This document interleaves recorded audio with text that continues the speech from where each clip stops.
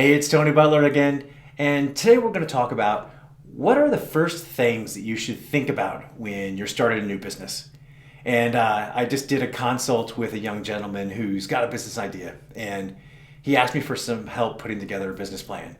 So we're going to talk about, what did we talk about in our consult, and what were some of the conclusions, and how can you use that same model in your business for your startup and for your idea, okay? But before we do that, please like this video, follow the channel. I'm going to be talking a lot about how to get going in your side hustle, how to get going in your business, elevate things with marketing. So follow the channel. I'm going to be dropping a lot of information over the next couple months. Okay, so you've got a business idea, but you're not sure where to get started. What I can tell you is the first thing to do is to separate in your mind the things that you know from your assumptions, okay? And this is a mistake everybody makes. They walk into it and they think that they know things. They think that they know the market. They think they know what people want. They think that they know what service they should jump into, okay?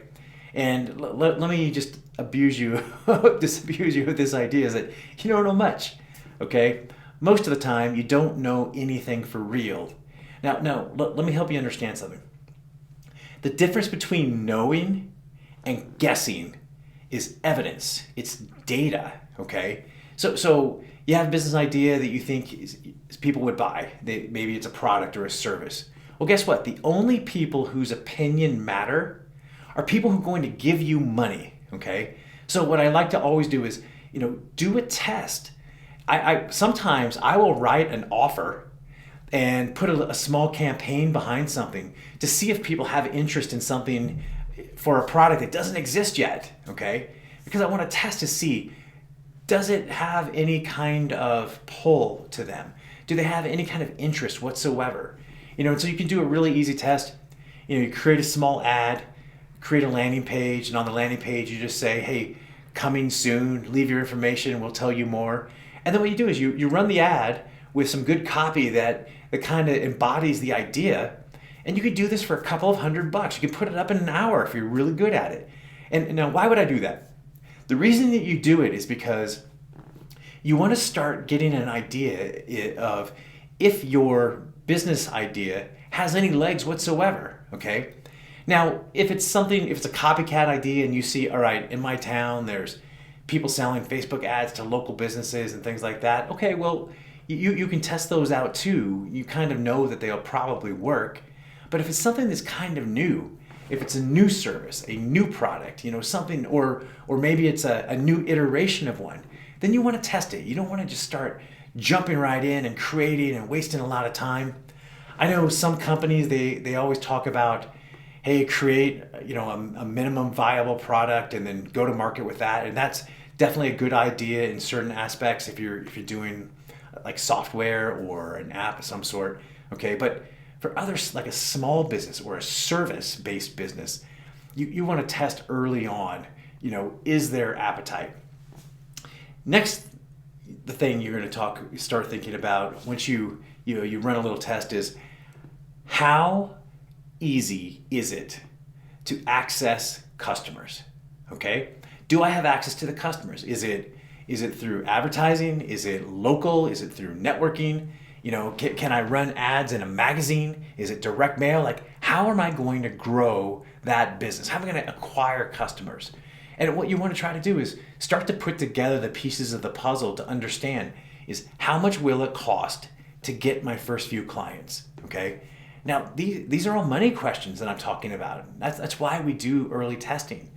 And I've seen this over and over and over again, is that someone comes into a market, they have a business idea, and they jump right in, and they run out and, they make business cards because those are so important. and then they go out and they incorporate it and they hire a lawyer and, whoa. Let's back way up. Before we do anything, before we spend any time, money, energy, let's do some testing as early as we possibly can and see, is anything that we're thinking about right? And let's get some data. Let's get some information. Let's prove our theory, okay? Let's take a scientific approach. And I'm telling you, if you test your assumptions and gather data early, it will change everything for your business. When I first started my agency, I had some ideas and I thought I knew. So what I did was I went out and I tried to sell the product. I didn't even know, I had no idea even what I was doing. And I went out and I did. I went out and I sold my first client before I really had a product or a service around it. And what I did is I just created kind of a sales process and a pitch around what I thought the services would be, and they bought it, and they paid a lot of money for it actually. And that in that case, and then I was able to sign that first client and build services around them and provide a really good experience for them, and then use that as the model to grow the rest of my business up. 7 years later, here we are. Okay, and what I'm telling you is, you don't know much, so gather data. Take the time and the effort to go out and ask questions. And those ads, what they really are is they're a veiled type of survey. Okay, is what will people buy? Would you buy this ebook?